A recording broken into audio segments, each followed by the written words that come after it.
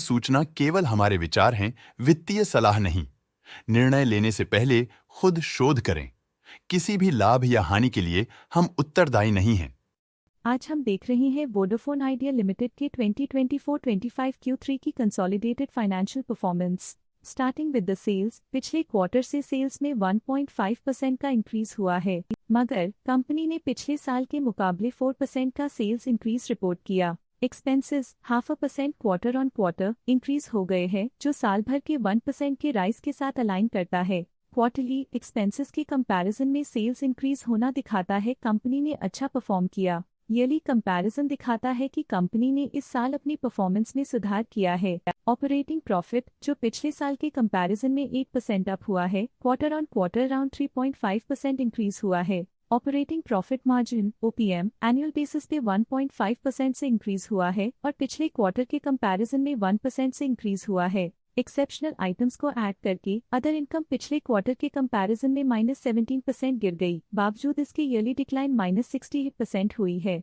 Interest expenses पिछले quarter से -10% down हुआ, लेकिन ईयर ओवर ईयर डिक्रीज -9% हुआ है। डिप्रिशिएशन कॉस्ट में 4% का क्लाइम देखने को मिला और ईयरली बेसिस पे 0.5% का इंक्रीज देखा गया। प्रॉफिट बिफोर टैक्स एनुअली 5.5% बढ़ा, लेकिन प्रोसीडिंग क्वार्टर से 8% बढ़ा है। इस साल कंपनी ने -0% टैक्स पे किया और क्वार्टरली कंपनी ने -0% टैक्स पे किया है। नेट प्रॉफिट ने ईयर ऑन ईयर 5.5% का इंक्रीज दिखाया, लेकिन लास्ट क्वार्टर से 8% का इंक्रीज हुआ है। इस क्वार्टर में कंपनी का परफॉर्मेंस ठीक रहा, ऑपरेशनल एफिशिएंसी में कुछ सुधार हुआ है। वहीं अगर एनुअल एनालिसिस की बात करें तो इस साल कंपनी का परफॉर्मेंस ठीक रहा। अर्निंग्स पर शेयर (EPS) में साल भर में 0.5% का इंक्रीज देखा गया, लेकिन क्वार्टरली में 8% की बढ़ोतरी भी नजर आई। इस क्वार्टर में कंपनी का EPS ठीक रहा, ऑपरेशनल एफिशिएंसी में कुछ सुधार हुआ। वोडाफोन आइडिया लिमिटेड के फाइनेंशियल स्नैपशॉट को रिव्यू करते हुए कुछ मुख्य ट्रेंड्स सामने आए हैं जो कंपनी की परफॉर्मेंस पे रोशनी डालते हैं।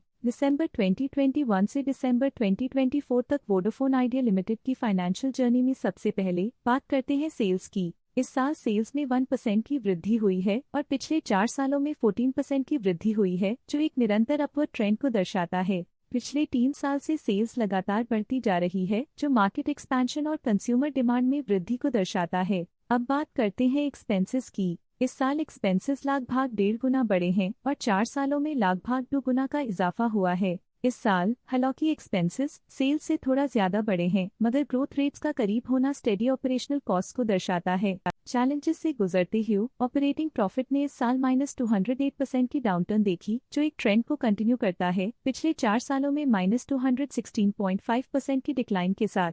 एक वृद्धि के बाद पिछले 2 सालों से ऑपरेटिंग प्रॉफिट गिर रहा है, जो कुशलता बनाए रखने में चैलेंजेस को दर्शाता है। नेट प्रॉफिट का सफर ऊपर की ओर चल पड़ा है। इस साल 7% की चढ़ाई के साथ पिछले 4 सालों में 3% की शानदार वृद्धि हुई है। लगातार 2 सालों तक प्रॉफिट में कमी के बाद इस साल नेट प्रॉफिट में हुए इजाफे ने एक टर्नअराउंड का संकेत दिया है, जो स्ट्रेटेजिक रीअलाइनमेंट्स का असर हो सकता है। इस साल EPS ने ऊंचाइयों को छुआ है 28% की वृद्धि के साथ, जो पिछले 4 सालों में 54% की मजबूत वृद्धि पर आधारित है। पिछले 3 साल से अर्निंग्स पर शेयर (EPS) में लगातार इजाफा हुआ है, जो प्रॉफिट ग्रोथ को मजबूती देते हुए शेयर होल्डर वैल्यू को बढ़ा रहा है। चलिए अब बात करते हैं शेयर होल्डिंग पैटर्न की। वोडाफोन आइडिया की शेयर होल्डिंग रिपोर्ट्स कुछ इस प्रकार की हैं, जो दिसंबर 2024 के 31 तक चलता है। ये रिपोर्ट कंपनी के शेयर्स की डिटेल्ड जानकारी देता है, जिसमें promoters, promoter groups, foreign investors, public investors और सरकारी एंटिटीज शामिल हैं। पब्लिक द्वारा हेल्ड शेयर्स का परसेंटेज 21.94% से इंक्रीज होकर 2024 के दिसंबर में 25.05% तक का इंक्रीज से देखा गया। ये चेंजेस स्टेट है कि पब्लिक की इन्वेस्टमेंट कंपनी में क्वार्टर टू क्वार्टर इंक्रीज हुई है। जब कंपनी के शेयर्स का अधिकतम हिस्सा प्रमोटर्स, FII, DII या गवर्नमेंट के पास होता है, तब ये माना जाता है कि कंपनी मजबूत हाथों में है, जो स्थिरता और मजबूत समर्थन को दर्शाता है और इस मार्केट की स्थिरता बनी रहती है। डोमेस्टिक इंस्टीट्यूशनल इन्वेस्टर के शेयर होल्डिंग में थोड़ा डिक्रीज आया 2024 के सितंबर से 2024 के दिसंबर में, जो दिखाता है कि डोमेस्टिक इंस्टीट्यूशंस ने अपने स्टेक को -0.59 से डिक्रीज किया है। फॉरेन इंस्टीट्यूशनल इन्वेस्टर्स के शेयर होल्डिंग में थोड़ा डिक्रीज आया 2024 के सितंबर से 2024 के दिसंबर में, जो दिखाता है कि फॉरेन इंस्टीट्यूशंस ने अपने स्टेक को क्वार्टर टू क्वार्टर -2.52 से डिक्रीज किया है। जिसे पता चलता है कि उन्होंने अपनी इन्वेस्टमेंट्स को पुल बैक किया है। ये था कंपनी का करंट शेयर होल्डिंग पैटर्न। अब नजर डालते हैं वोडाफोन आइडिया के स्टॉक रिकमेंडेशन पे। इस स्टॉक का करंट प्राइस 8.07 रुपीस चल रहा है। आईसीआईसीआई सिक्योरिटीज ने स्टॉक की होल्ड रिकमेंडेशन दी थी। उन्होंने स्टॉक का टारगेट प्राइस 11 का अनुमान लगाया था। रिकमेंडेशन के समय स्टॉक का प्राइस 10.68 चल रहा था, जो करंट प्राइस से 33.1% अप है। मोतीलाल ओसवाल ने स्टॉक की होल्ड रिकमेंडेशन दी थी। उन्होंने स्टॉक का टारगेट प्राइस 15 का अनुमान लगाया था। रिकमेंडेशन के समय स्टॉक का प्राइस 15.48 चल रहा था, जो करंट प्राइस से 81.5% अप है। आज के लिए फाइनेंशियल सेक्टर में इतना ही। देखने के लिए धन्यवाद। स्टॉक लेटेस्ट न्यूज अपडेट के लिए चैनल को सब्सक्राइब करें और वीडियो को लाइक एंड शेयर करें।